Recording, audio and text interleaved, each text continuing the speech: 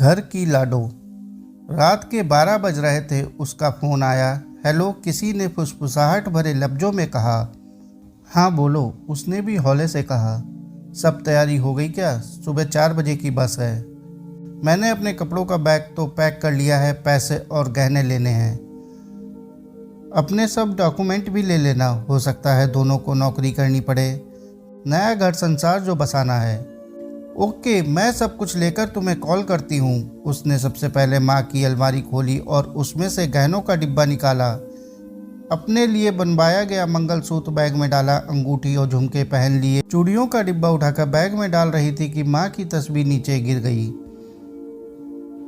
उसे याद आया, माँ की बरसों की इच्छा थी कि सोने का चूड़ा पहनने की, मगर जब पापा का एरियर मिला था तो जो चूड़ा बनवाया गया था वो माँ ने ये कहकर उसके लिए संभाल कर रख दिया था कि जब बिट्टू इंजीनियरिंग करके नौकरी लग जाएगा खूब सारे बनवा लूँगी।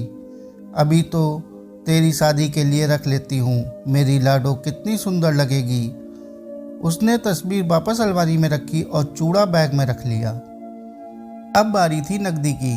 घर में 75,000 पड़े थे। पापा कल ही बैंक से एजुकेशन लोन लेकर आए थे। बिट्टू का आईआईटी का दूसरा साल चल रहा था। घर के रुपए पैसे का हिसाब और चाबी उसी के पास रहती थी। पापा हमेशा कहते हैं, जब से ये पैदा हुई है उससे पहले मैं स्टेशन मास्टर पर कुली का काम करता था। जैसे ही ये पैदा हुई मेरी सरकारी नौकरी लग गई। यही मेरे भाग्य की देवी है, मेरी लाडो बेटी। उसने अपने सभी डॉक्यूमेंट बैग में रख लिए।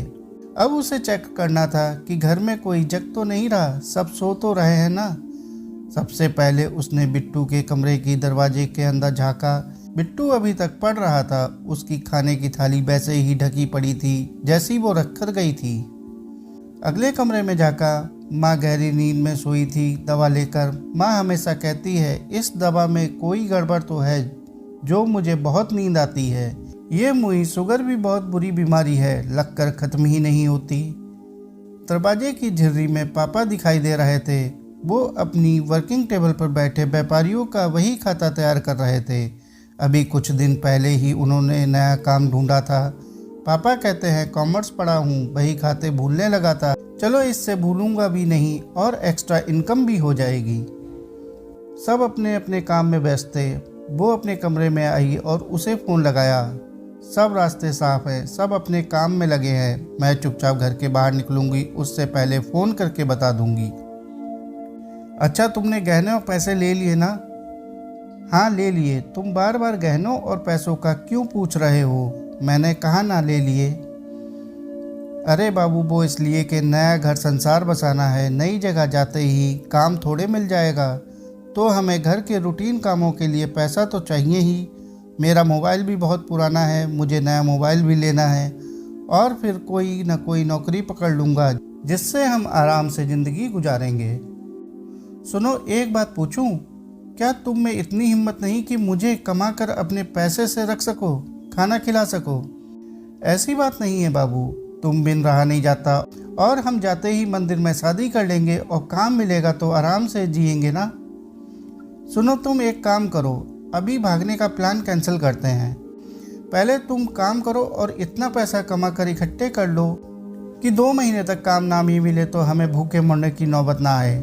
जैसे ही तुम पैसा इकट्ठा कर लोगे हम भाग चलेंगे। तब तक इंतज़ार करो। 2 महीने तक ना कर पाए तो मुझे भूल जाना। अरे बेबी, बात तो सुनो मेरी बात। लड़की ने फ़ोन काट दिया। वो अपने पिता के कमरे में झांक आई। वो अभी भी वही खाता कर रहे थे। उसने दरवाजे पर खटखटाया। क्या बात है लाडो, सोई नहीं तुम? पापा, एक बात कहनी है। कहो लाडो। पापा, जब तक बिट्टू की पढ़ाई पूरी न हो मैं नौकरी करना चाहती हूँ। मेरी पढ़ाई पूरी हो चुकी है। घर में बेकार बैठने से क्या फ़ायदा, घर में 2 रुपए जुड़ेंगे ही। उसकी बात सुनकर पापा ने लाडो के सर पर स्नेह से हाथ फिरा दिया और पापा बेटी दोनों की आंखें नम थीं। साथियों, कहानी को आखिर तक सुनने के लिए आपका बहुत बहुत शुक्रिया। कहानी अच्छी लगी हो तो कहानी को लाइक और चैनल को सब्सक्राइब कर लीजिए। धन्यवाद।